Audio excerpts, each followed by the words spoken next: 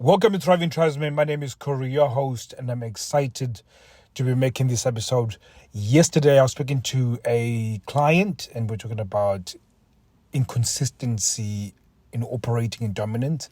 And it's something that is very important to consider because whenever you think about dominance, most people think it's about taking somebody else's will or overpowering or towering over somebody, when really dominance is you have to be considering things like protection, strategic thinking, and internal resilience. So that's how I view dominance. And when you think of from that perspective, it's not as this authority type person that's overpowering somebody. And operating in that becomes very difficult because if you look at it from that perspective, especially for somebody in a sexless relationship, you're trying to maintain this for a long period of time. And the reasons why you can end up in a sexless relationship is because you haven't been showing dominance that often. And if you think about it, the most important thing when it comes to dominance, when you think about protection, protection gives a sense of safety, a sense of freedom, which then actually allows that person to feel that and then proceed on to, trust. So you have to feel those certain feelings before you actually gain trust. And then when you gain trust, then you can go into, there's other things when it comes to leading that you need somebody to be able to trust you in order to move things forward. So there is some complexity when it comes to when you think about it, then you see the connections that it makes in order for the relationship to move forward. So when I teach dominance, when I teach about leadership, when I teach about how to structure that within your relationship and then demonstrate it in a way then that causes some attraction spikes, you can start seeing those attraction spikes. And when things start getting good within the relationship, you regress back to where you were before, where you're a little bit more passive. Because when you look at it, when I talk about dominance, it's more of an proactive approach to the relationship, and it's you taking lead of the relationship. But when things start getting good, because you want to maintain it going good, you sort of scale back, and by scaling back, then you sort of default back to where you are in a passive state, which then decreases you showing dominance, and therefore you go back into a sexless relationship. So I found this out in a weird way, because we would get our clients to having sex usually within the first 2 weeks, and then maybe they'll have continuous having sex, and then there was this bit where things start scaling back. And we called it the reclaim. So the woman, she's given up all this sort of real estate, in terms of lack of a better term. She's given you this opportunity to now start being open to seduction, being open to having more sex. She's giving you this opportunity to do so. And she's doing this because she's now seen a demonstration of you being a leader, you showing dominance, you being able to show those things that would make her feel attracted to you.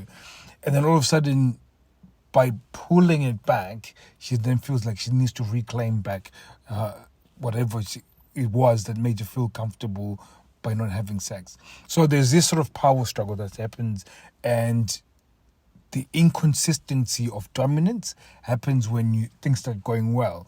Because guys, it goes well, and then they got this fear of, do I continue doing the dominant stuff? Because the more you do it, the more resistance you might face as well. So, and this is one of the things that causes guys that the more you push the boundaries of you being dominant and leading and so on, it opens up to more conversations. And I think the best way of explaining it is like this. So imagine if you always walked from A to B, from where you live to work, and that was your mode of transportation. And then all of a sudden you decided, you know what, I'm tired of walking to work. I need to get a car. So you're now trying to solve this problem of walking. And the main problem of walking to work was the time period it took you. So, for example, if it took you an hour to get to work, but you knew that if I get a car, it's only going to take me 10 minutes to get to work, and therefore I would save so much time. So you now got this thing that's going to save you time. But one thing that will happen is this. So the moment you buy the car and then you get the car, while you've fixed one problem, which is going from A to B in a shorter period of time, you then have to start thinking about the road tax, the car servicing. Then you have to think about, insurance. So there's many other things then that come into play that you would have not considered way before that. So again, what I'm trying to say is that when you now put dominance in the forefront of your relationship in order to get seduction and be more proactive within your relationship, it opens up new pieces of resistance. And usually when guys see that those pieces of resistance, they then feel like, okay, this is a little bit hard work. Let me scale back a bit. We're now having sex anyway, so let me scale back a bit. And then this is where the dip happens. And because you've regressed back to where you were before, you're now going back to the place where you were before in terms of their sex life. So this is what causes that inconsistency when it comes to sex within a relationship, especially when you get the ball rolling. At the moment, we're calling it inconsistency of dominance. I'm going to change the name. I like to name things, but I still don't quite. It doesn't sound right when I'm saying it. So, but there's this inconsistency that happens, and there's ways of going around it. So I just thought I would share this because I think this was very important. It was a very good lesson that I was sharing with this client, and it was one of those things that I think we needed a breakthrough so you could understand that you have to stay proactive. And when things arise that are new and it feels like resistance and it feels like new types of rejection, you have to plow through it.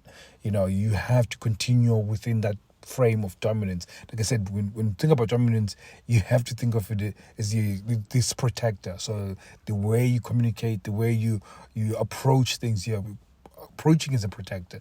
You're approaching things well thought out, methodically, and with strategic thinking. And then the other piece of dominance is internal resilience. So when things are going very difficult, you can show internal resilience. So you can be that person that is solid within the house, that can dictate how everybody's feeling, especially when there's negative things that are happening around you. So this is a very important piece, and most guys sort of scale back and just take this passive approach. And when you take the passive approach, then you're actually regressing back to where you were before, which is a sexless relationship. Nobody wants that. So thank you very much, guys, for listening. I'll be catching you guys soon. Take care.